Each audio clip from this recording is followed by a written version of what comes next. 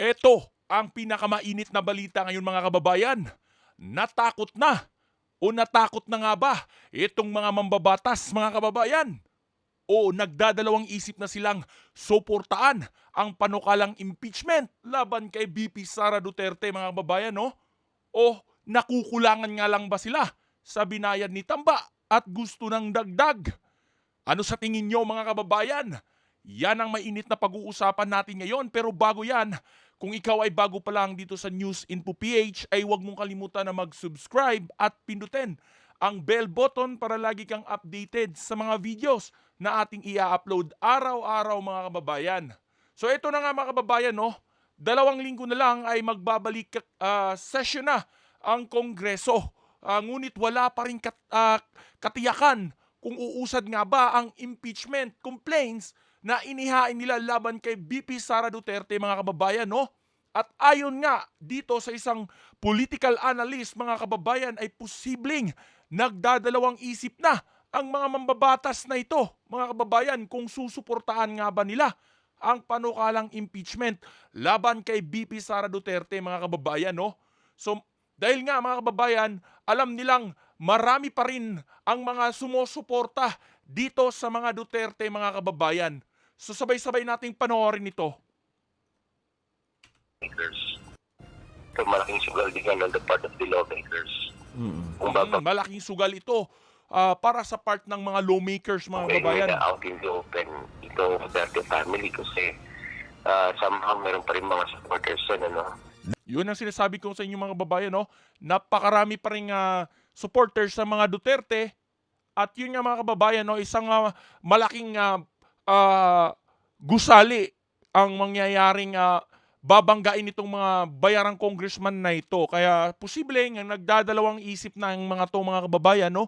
Kung ipagpapatuloy pa ba nila itong kanilang ginagawang panggigipit sa mga Duterte ngayong 2025 at or nakukulangan nga lang ba sila at gusto lang ng dagdag na bayad para dito sa kanilang mga ginagawang paninira.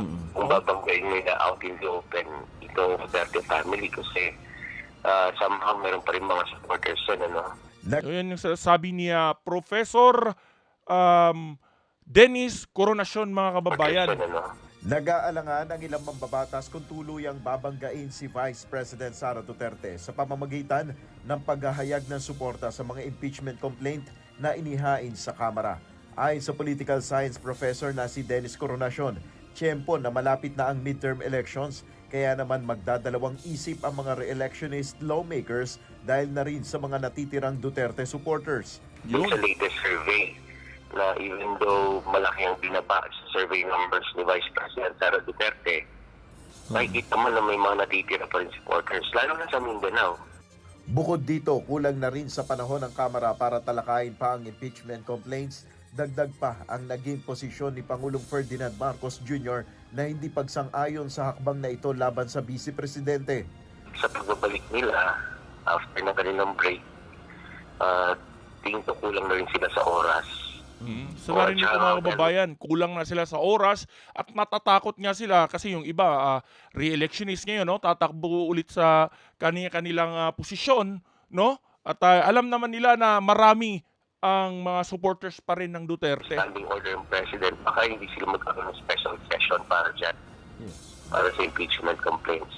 So I think impeachment complaints yan will take yung normal route. Hindi yan ipa-fast track kasi wala rin naman numbers eh. Ayon pa kay Professor Coronacion, sa gitna ng usapin sa impeachment, hindi pa rin huhupa ang awayan sa pagitan ni Pangulong Marcos at VP Sara. Kahit walang mga world war, walang mga actions on the part of the administration, baka ang tingin ko dito parang Cold War. Tahimik pero ramdam mo na may conflict. Sa kasalukuyan, 3 na ang impeachment complaints laban kay VP Duterte ang inihain sa Kamara. Kita nyo mga kababayan, sa Nibuersa, no, makikita nyo yung mga pagmumuka niyan, Renato Reyes. No?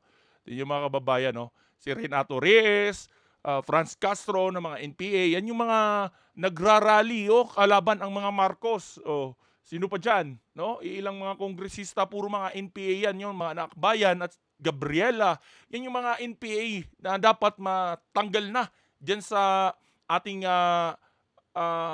gobyerno, mga kababayan, yung mga party list na yan. No? Tingnan nyo, nagsasanib puwersa sila laban dito sa mga Duterte, kung saan ay kalaban naman din nila yung mga Duterte noon pa. No? So alam nila kung gaano kalakas itong mga Duterte, kaya nagsanib puwersa na lang sila, mga kababayan. At iyon, tila pinaglalaruan lang nila itong mga gobyerno na itong si Tamba, mga kababayan, no? Dahil baka taktika lang din nila ito para dagdagan ang binayad sa kanila, mga kababayan. Ano sa tingin niyo, mga kababayan, no? Naduwag na ba itong mga pulpul na congressman na ito, o di kaya nagpapadagdag lang ng suhol? At may posibilidad na may maghain pa ng ika-4 na reklamo laban sa Vice Presidente sa pagbabalik ng sesyon ng Kongreso. Ng ilang mambabatas kung tuluyang babanggain si Vice President Sara Duterte sa pamamagitan ng paghahayag ng suporta sa mga impeachment complaint na inihain sa Kamara. Ayon sa political science professor na si Dennis Coronacion, tiyempo na malapit na ang midterm elections, kaya naman magdadalawang isip ang mga re-electionist lawmakers dahil na rin sa mga natitirang Duterte supporters. Dun sa latest survey, na even though malaki ang binaba sa survey numbers ni Vice President Sara Duterte, makikita mo na may mga natitira pa rin supporters, lalo na sa Mindanao. So ayun, mga kababayan, no, grabe itong mga kawalang hiyaan talaga nila. At yun nga, mga kababayan, posible, ayon kay Professor Coronacion, mga kababayan, na posibleng hindi nauusad itong impeachment nila dahil marami pa rin ang sumusuporta sa mga Duterte. At yun nga, mga kababayan, dahil sa pinagagawa ni President Bongbong Marcos ay napakarami na ang nagsalita at hindi na kinaya, hindi na nanahimik, no? Mga retired generals ng ating gobyerno at kung sino-sino pang mga malalaking tao, mga kababayan, no, na naglabas na ng kanilang suporta dito kay BP Sara Duterte. At ngayon nga, ang bagong taon, mga kababayan, posible na uusad ang matinding rally laban dito kay dito kay President Bongbong Marcos, mga kababayan. At baka matulad siya sa kanyang ama. So ikaw, kabayan, anong masasabi mo dito sa nangyayaring ito, no? Ngayong bagong taon na, mga kababayan, no? Titigil na kaya itong mga bayarang congressman na ito at ang mga pinagagawa ng ating gobyerno ngayon laban sa mga Duterte? So, i-comment mo yan dyan sa comment section, kabayan, no? At pag-uusapan natin yan sa mga susunod na videos na ating i-upload. At mahalaga, mga kababayan, na mag-comment ka dahil nababasa natin yan at nababasa ng marami nating kababayan saan mang sulok ng mundo at maipaabot ang iyong opinion, no? At kung ikaw, mga kababayan, paki-comment na rin kung taga saan ka para alam ko kung saan umabot ang video na ito. Yun lang, mga kababayan. Mag-ingat-ingat kayo lagi at hanggang sa susunod natin na video. Maraming salamat sa pagsuporta sa News Info PH.